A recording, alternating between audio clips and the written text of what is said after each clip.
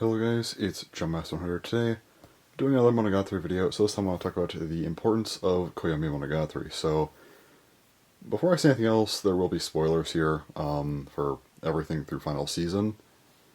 So if you want kind of a more vague and condensed version of this, I did talk about this in my watch order. Again, I will leave that in the description, like with my Hana Monogatari video, so yeah.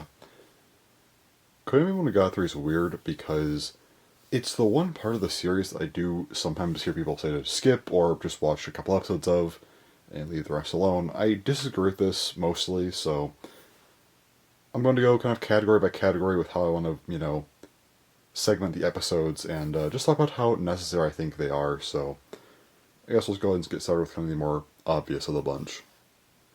So starting off with the episodes that I think are absolutely necessary, we have episodes 11 and 12, Koyomi Nothing, and Koyomi Dead.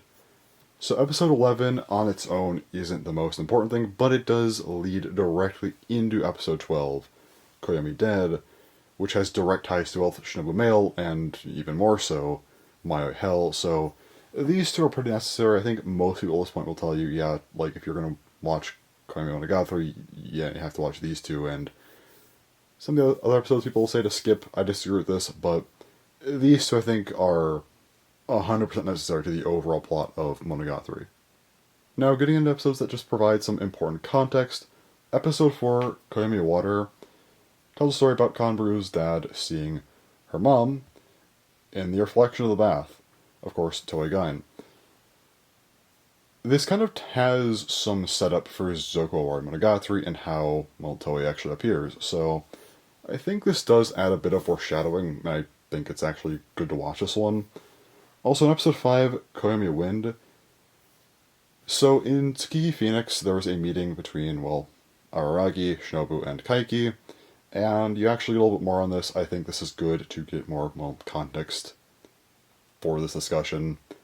Just good to see. Also, episode 8, Koyomi Mountain. We actually get an alternate perspective on Nadeko. So, during Nadeko Medusa, it was of course from, well, Nadeko's perspective, and at the time it seemed fairly normal. We didn't know anything was really wrong with her. But of course, as the series goes on, we know that there was something very wrong with her, so getting to see her from a different perspective at a point in this episode I think is actually pretty important overall. And then episode 10, Koyomi Seed. This one is probably the third most important behind episodes 11 and 12. So of course, in Hitagi End, Kaiki re-enters their town, and he wasn't supposed to do this, so in order to keep Araragi away from him, Yotsuki actually, well, pretty much just distracts him, and this is kind of the episode where you get to see how she did it. Again, I think this just adds a lot to how he was kept away from Kaiki during those events, so I think that just ties into things really nicely, and again, just gives some good context to the series as a whole. Now we have just one episode here. Episode 1, Koyomi Stone. So, Koyomimonogatari is weird. These episodes are only half the length of normal episodes, and they have their own vibe to them, usually have their own sort of idea or mystery to them, and I feel like watching episode 1 is important. You kind of get an understanding of how the series is structured, so even if you don't get as much out of episode 1, I think it's important to understand the, season as a whole structurally, and when there's already 6 other episodes to watch, I think this one is important for that context. And now we have our extras.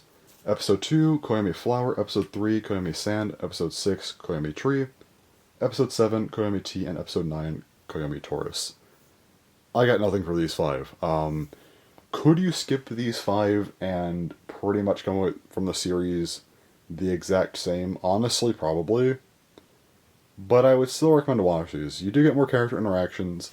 You still can get some, more build up to these characters. And these are canon. It's not like this is a filler season. This was a novel, so it is canon.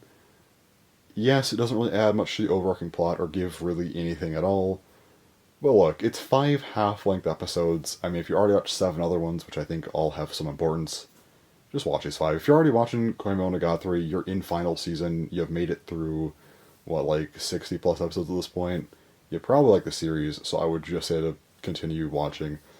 If you feel it's absolutely necessary, yes, you could probably skip these 5, but I still wouldn't recommend it because, again, I mean, they're still fun episodes, I think.